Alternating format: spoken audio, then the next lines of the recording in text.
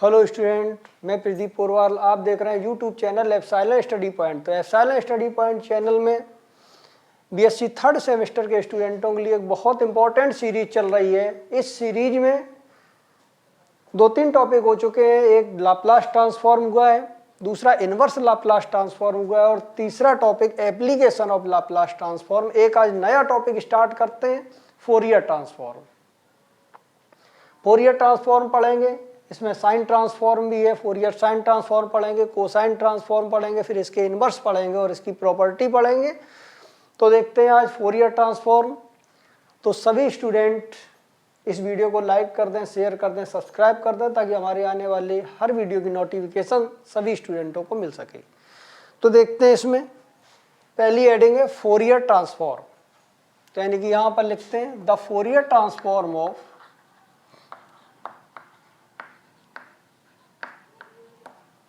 the Fourier transform of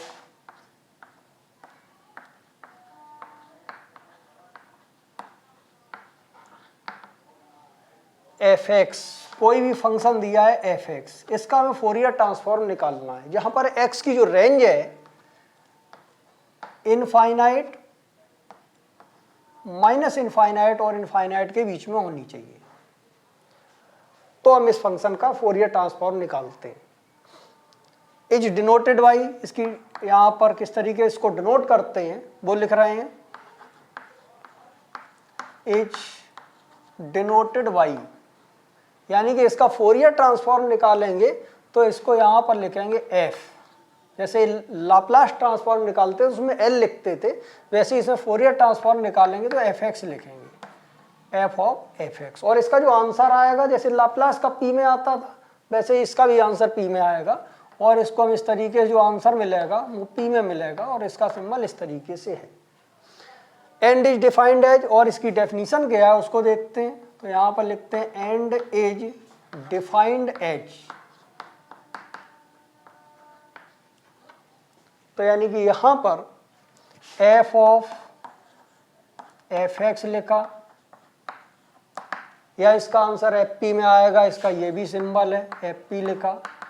इसकी definition है minus infinite to infinite. एक वैल्यू ये लिखेंगे, दूसरी e power minus i p x लिखेंगे और इसके बाद में जो फंक्शन लिखा हुआ है यहाँ पर एफ एक्स, इसको लिखेंगे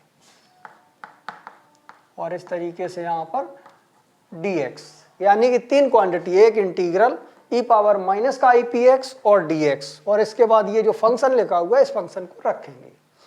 ये फोरियर ट्रांसफॉर्म की डेफिनेशन है। अब इसका इनवर्स भी निकालते हैं। तो यानी पहली डेफिनेशन है फोरियर ट्रांसफॉर्म, दूसरी डेफिनेशन लगाते हैं इनवर्स फोरियर ट्रांसफॉर्म। लिखते हैं यहां पर inverse Fourier transform.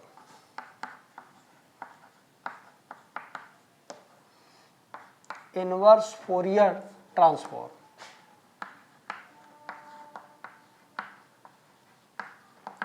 Inverse Fourier transform, यदि फोरियर ट्रांसफॉर्म निकालते हैं, जो आंसर आता है उस आंसर का अगर इनवर्स निकाल देते हैं तो वही फंक्शन फिर आ जाएगा। इसका नाम होगा इनवर्स फोरियर ट्रांसफॉर्म।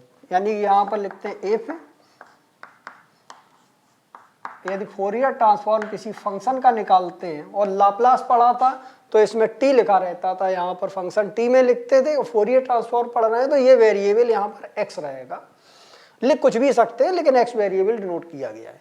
तो अगर फोरियर ट्रांसफॉर्म एफ एक्स का निकाला और मान लिया इसका आंसर यहाँ पर पी में आ गया, तो इसका इनवर्स जो होगा वो इस तरीके से डिनोट करेंगे। देन इसका इनवर्स निकालेंगे, यानी कि F inverse F of P. इसका इनवर्स निकाल दें तो ये फंक्शन मिल जाएगा। तो यानी कि यहाँ पर लिखते हैं एफ ऑफ एक्स। इस तरीके से इनवर्स है इसका, और इसको डिनोट किस तरीके से करते हैं, ये सिंबल है। और इसकी डेफिनेशन क्या है, तो यहां पर लिखते हैं एंड इज डिफाइंड एज, और इसकी डेफिनेशन क्या है वो लिखते हैं, यानी कि F inverse F of P. इसका आंसर आएगा एफ एक्स। और इसकी जो डेफिनीशन है वो यहाँ पर लिखते हैं 1/2 पाई, इंटीग्रल लगाएंगे, minus infinite to infinite limit लिखते हैं इसमें, माइनस इनफाइनाइट टू इनफाइनाइट, और ई पावर फोरियर ट्रांसफॉर्म में माइनस IPX लगाते हैं और इसके इनवर्स में प्लस का IPX लगाते हैं, ई पावर IPX, और जो यहाँ पर फंक्शन लिखा हुआ है उस फंक्शन को रखेंगे f(p) और यहाँ पर लगाएंगे dp। अगला फार्मूला देखते हैं, inverse Fourier transform. Inverse Fourier transform के बाद में साइन और कोसाइन के भी पढ़े हैं, उनको देख रहे हैं आगे। अगला है फोरियर साइन ट्रांसफॉर्म, तो इसको लिखते हैं the Fourier sine transform of the Fourier sine transform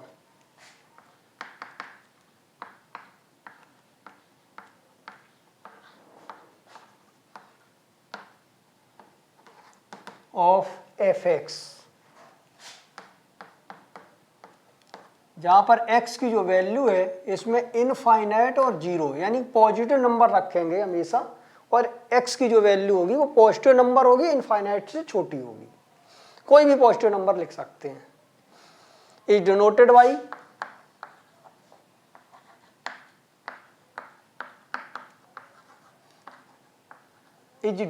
by और इसका सिंबल है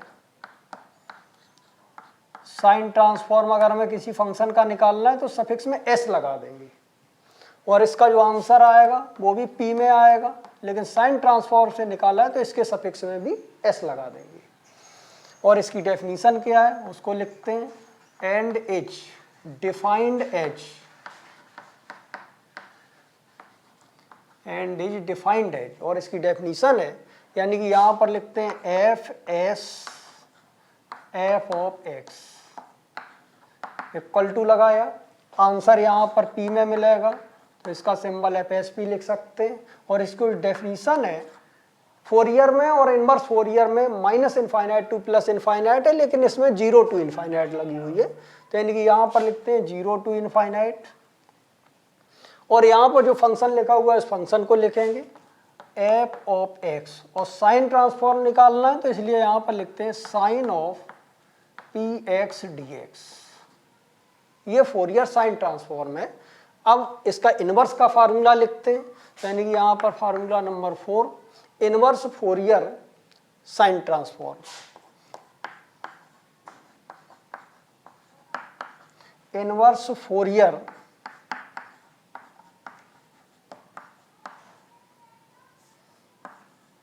साइन ट्रांसफॉर्म,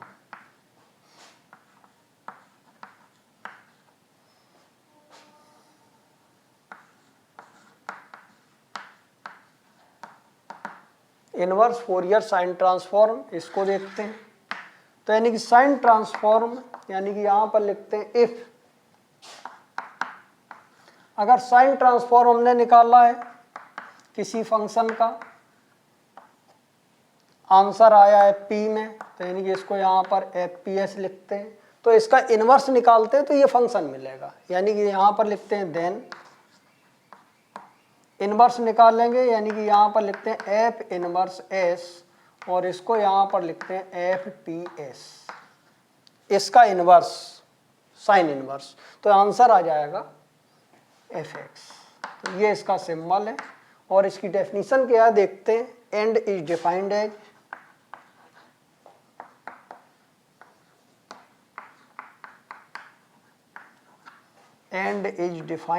h, तो यानी कि यहाँ पर fs इनवर्स, तो इसको यहाँ पर लिखते हैं fs इनवर्स, और यहाँ पर fsp, या ये लिखें, और इसका जो आंसर आएगा वो x में आएगा, तो यानी कि इसको हम fx लिखें। तो इसकी डेफिनीशन है 2/पाई, फोरियर इनवर्स में होती है 1/2 पाई, और साइन या कोसाइन हो तो यहाँ पर लिखते हैं 2/पाई, इंटीग्रल लिमिट 0 टू इनफाइनाइट है, और ये वाला फंक्शन लिखेंगे अब FSP, और यहाँ पर साइन ऑफ px, और लिखेंगे dp। क्योंकि फंक्शन पी में रखा है तो इसलिए डी पी आएगा। अगला देखते हैं फोरियर साइन के बाद पढ़ते हैं अब कोसाइन ट्रांसफॉर्म। तो फोरियर कोसाइन की डेफिनेशन लिखते हैं, तो यानी कि यहाँ पर फार्मूला नंबर 4 है और लिखते हैं फोरियर कोसाइन ट्रांसफॉर्म। चलो 3 हो गया, आगे देखते हैं। और कोसाइन ट्रांसफॉर्म का डेफिनेशन और इनवर्स कोसाइन ट्रांसफॉर्म की डेफिनेशन देखते हैं। इसमें जो साइन ट्रांसफॉर्म है और वही यहाँ पर कोसाइन ट्रांसफॉर्म है, बस सिंबल देख लें इसके, Fourier cosine transform. The Fourier cosine transform of F x की वैल्यू वही है 0 to इनफाइनाइट, और इसका डिनोटेड वाई, यहाँ पर साइन ट्रांसफॉर्म में एस लगता है, कोसाइन ट्रांसफॉर्म में यहाँ सी लगता है, और आंसर सी आ गया, यानी ये कोसाइन से निकाला गया है। और इसकी डेफिनीशन जो है वही डेफिनीशन है जो साइन की है, बस कॉस वाली डेफिनीशन में कॉस लग जाएगा। 0 to इनफाइनाइट एफ एक्स यहाँ साइन था साइन ट्रांसफॉर्म में, और कोसाइन ट्रांसफॉर्म में कॉस है। यही वर्किंग इनवर्स में है। इनवर्स फोरियर कोसाइन ट्रांसफॉर्म देखते हैं। अगर हम किसी फंक्शन का कोसाइन ट्रांसफॉर्म निकालते हैं, जो आंसर आता है, अगर इसी आंसर का हम इनवर्स निकाल लें कोसाइन ट्रांसफॉर्म, तो फिर ये मिल जाएगा। सिंबल ये है, एफ एक्स मिला, और इसको डिफाइन करने का मेथड ये है, जो साइन में था वही कोसाइन में है, बस यहाँ पर कॉस हो गया है। 2/π 0 to infinite F C P cos P X और डी पी। तो ये फार्मूले हैं साइन और कोसाइन ट्रांसफॉर्म के। फोरियर की 1-2 प्रॉपर्टी है, उन प्रॉपर्टी को देखते हैं, और इसके बाद इसमें कुछ रिजल्ट हैं वो डायरेक्ट यूज करने हैं, और उन रिजल्ट को देखते हैं। आगे देखते हैं इसे।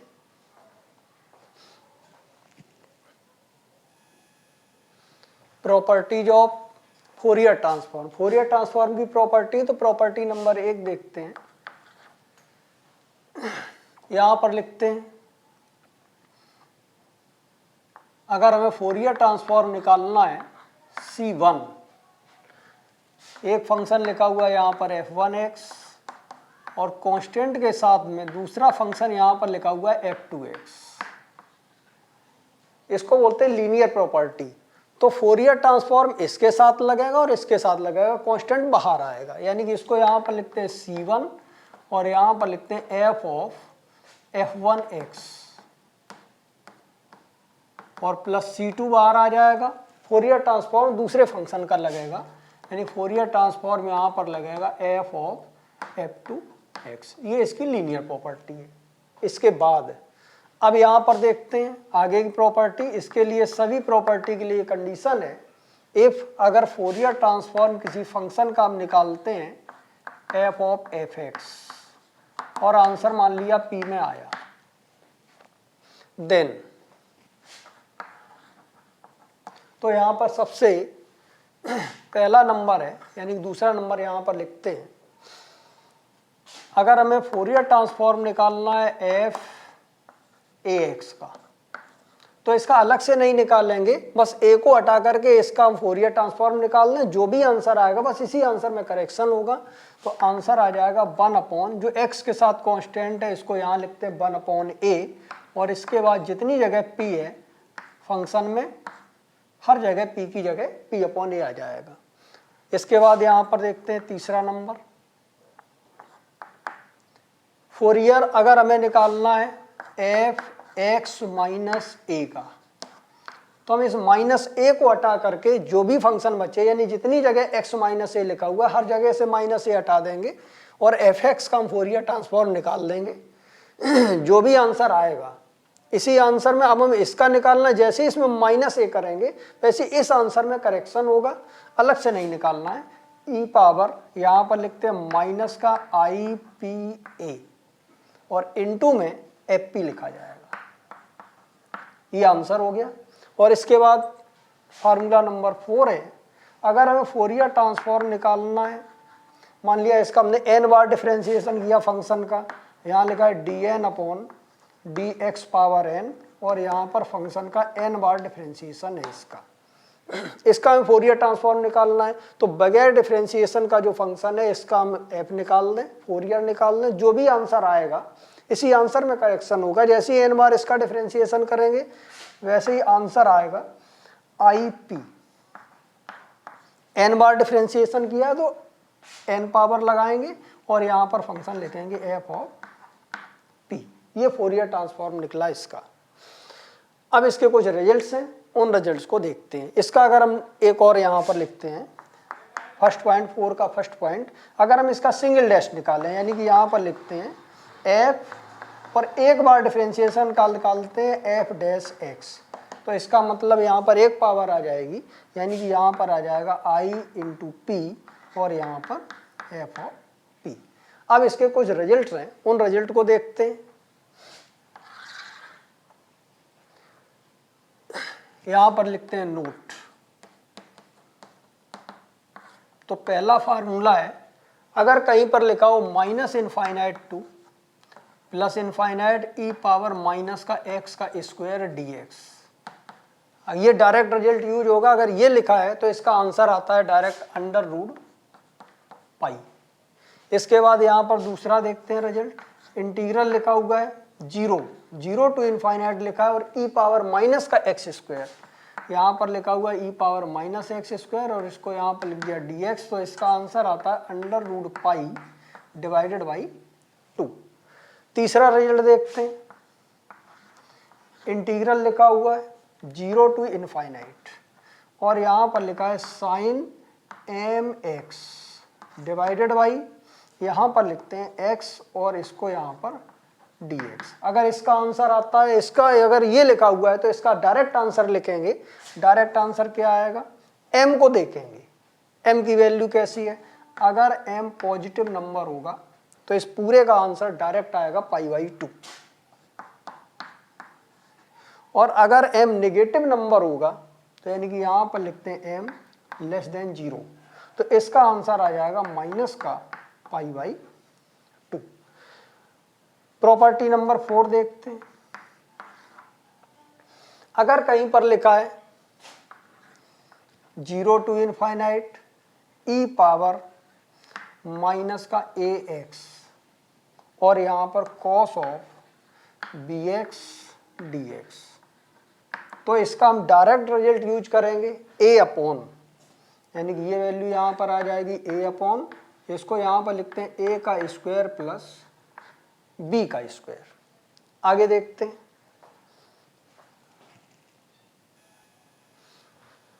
अगला फार्मूला है फार्मूला नंबर 5, रिजल्ट नंबर 5 है। इंटीग्रल लगा हुआ है, लिमिट लिखी हुई है 0 to infinite e power ax minus का cos है, अब साइन का देखते हैं, यानी ई पावर यहाँ पर लिखते हैं माइनस का ax इंटू यहाँ पर लिखते हैं साइन ऑफ bx dx।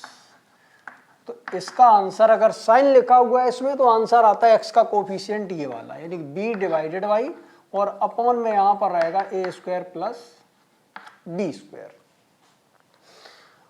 और अगर यहाँ cos रहता है तो x का कोफिशिएंट यानी कि a upon a square plus b square.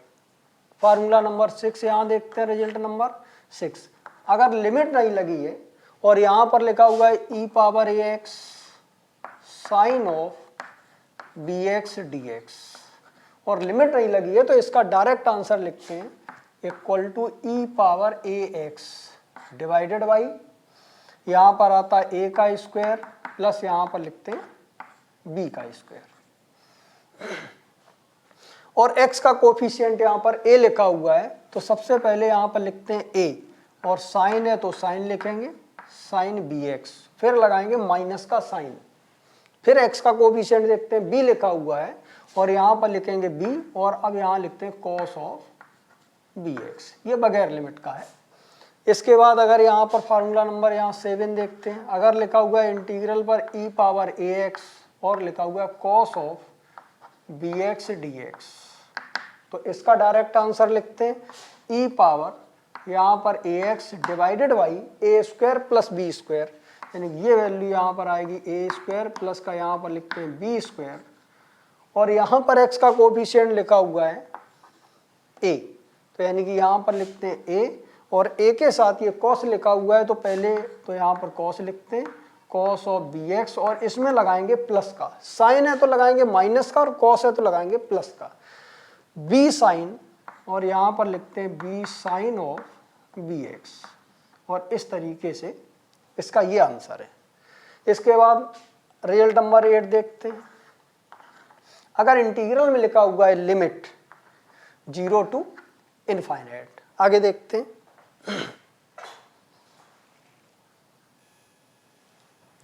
0 to infinite limit है और यहां पर लिखा हुआ है cos of P X divided by 1 plus P square, यहाँ पर लिखते हैं 1 प्लस पी का स्क्वायर और यहाँ पर लिखा डी पी, यानी कि डी पी लिखा हुआ है, यहाँ पर पी है एक्स 1 प्लस पी स्क्वायर है, तो इसका डायरेक्ट आंसर लिखते हैं और लिमिट लगी हो यहाँ पर 0 से इनफाइनाइट, यानी पी की लिमिट है ये, तो डायरेक्ट आंसर आता है पी की जब लिमिट लिख जाती है तो आंसर बचेगा एक्स में, तो इसका डायरेक्ट आंसर लिखते हैं π/2 e⁻⁻x। इसी तरीके से लास्ट नंबर 9 है और यहाँ पर लिखते हैं 0 टू इनफाइनाइट, यहाँ पर लिखा है p sine P X divided by, यानी कि यहाँ पर लिखते हैं साइन ऑफ पी एक्स और डिवाइडेड बाई में 1 प्लस पी का स्क्वायर और यहाँ पर लिखा है डी पी, तो ये इसका भी आंसर आता है, इसमें कॉस है तो p नहीं है इसमें इनटू में और साइन के साथ p इनटू है, आंसर यही आएगा π/2 e⁻⁻x। तो आज इस वीडियो में यहीं तक। सभी स्टूडेंट इस वीडियो को लाइक कर दें, शेयर कर दें, सब्सक्राइब कर दें ताकि हमारे आने वाले हर वीडियो की नोटिफिकेशन सभी स्टूडेंटों को मिल सके। पुराने वीडियो देखने के लिए आप कमेंट बॉक्स में जाकर के देख सकते हैं और अगले टर्म से आप लोगों को इसके न्यूमेरिकल प्रॉब्लम मिलेंगी।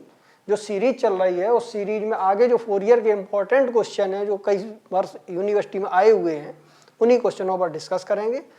दैट्स ऑल, आज यहीं तक।